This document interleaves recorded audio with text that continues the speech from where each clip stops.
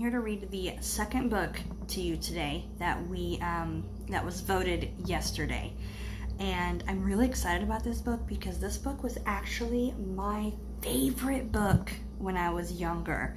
When I was a little kid like you, this was my favorite story, and it is called Corduroy.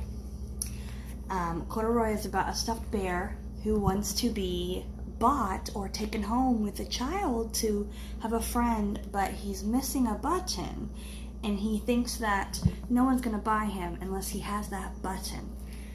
So, we're going to read Corduroy, and it's by Freeman.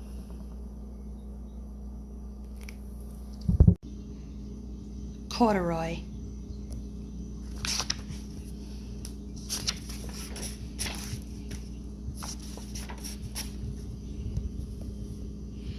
Corduroy is a bear who once lived in the toy department of a big store. Day after day, he waited with all the other animals and dolls for somebody to come along and take him home.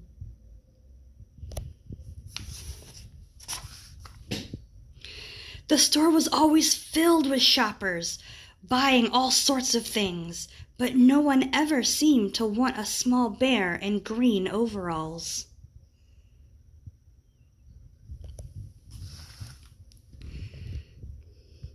Then one morning a little girl stopped and looked straight into Corduroy's bright eyes. "Oh, Mommy," she said, "look, there's the very bear I've always wanted."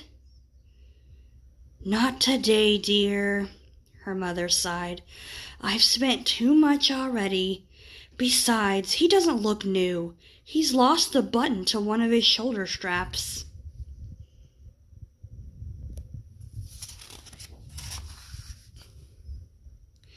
Corduroy watched them sadly as they walked away.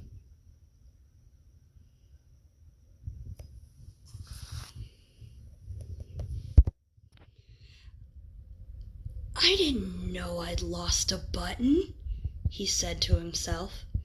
"Tonight I'll go and see if I can find it."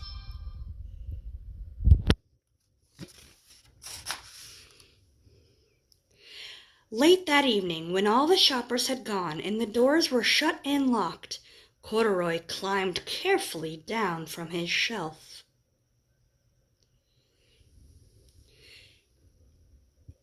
And began searching everywhere on the floor for his lost button.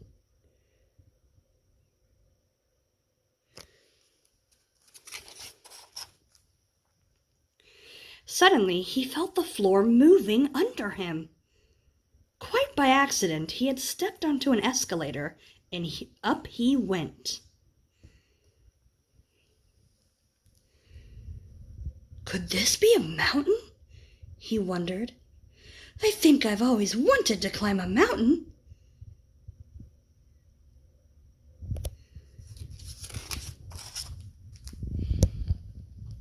He stepped off the escalator as it reached the next floor, and there, before his eyes, was a most amazing sight. Tables and chairs and lamps and sofas and rows of beds. "This must be the place," Corduroy gasped. "I guess I've always wanted to live in a palace." This must be a palace. I guess I've always wanted to live in a palace.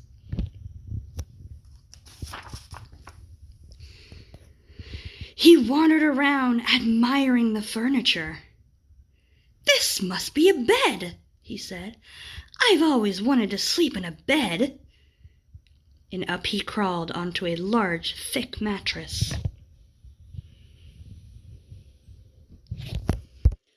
All at once he saw something small and round. "Why, here's my button!"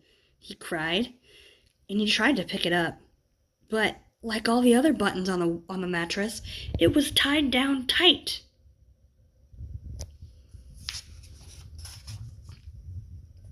He yanked and pulled with both paws until, pop! Off came the button, and off the mattress Corduroy toppled. Bang! into a tall floor lamp. Over it fell with a crash.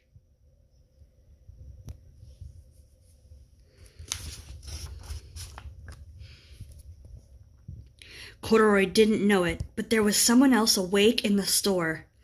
The night watchman was going his rounds on the floor above. When he heard the crash, he came dashing down the escalator.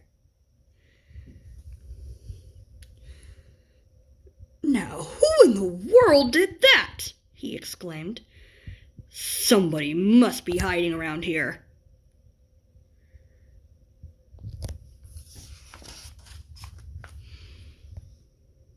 He flashed his light under and over sofas and beds until he came to the biggest bed of all. And there he saw 2 fuzzy brown ears sticking up from under the cover. "Hello," he said. "How did you get upstairs?"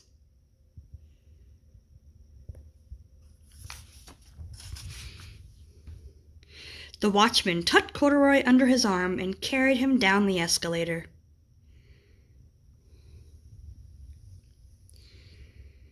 And set him on the shelf in the toy department with the other animals and dolls.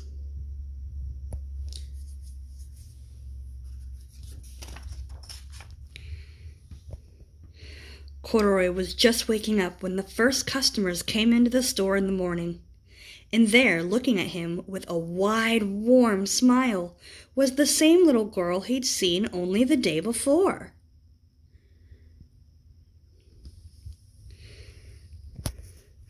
"I'm Lisa," she said, "and you're going to be my very own bear.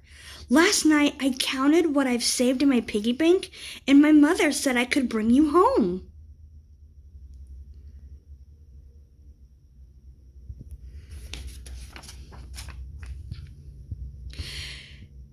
"Should I put some in a box for you?" the sales lady asked. "Oh, no thank you," Lisa answered, and she carried Corduroy home in her arms. She ran all the way up 4 flights of stairs into her family's apartment and straight to her own room.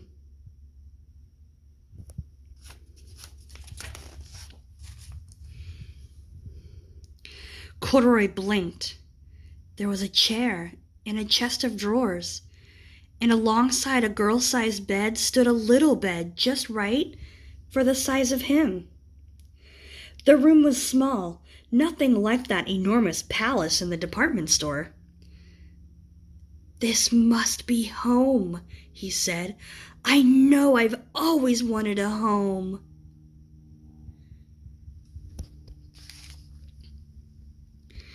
Lisa sat down with Corduroy on her lap and began to sew a button on his overalls. "I like you the way you are," she said, "but you'll be more comfortable with your shoulder strap fastened."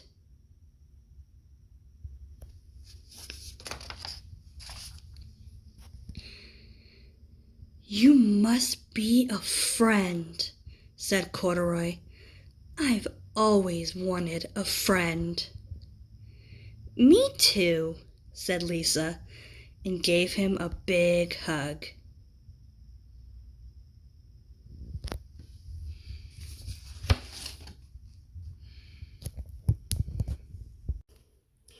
And that was Corduroy's story. This, I'm telling you, was my absolute favorite book when I was little. I wanted my own little Corduroy so bad, and I didn't even want the button. I wanted his button to be missing. And I think the lesson of this story is that Corduroy was so worried that nobody would like him without his button. And he kept trying to change that by going to find a button. But did Lisa care? Did Lisa buy him anyways? Yes, she did. I think it's to teach us to love ourselves the way we are. Thanks for listening, friends. I will be back to read the next book, I believe, tomorrow. Happy reading.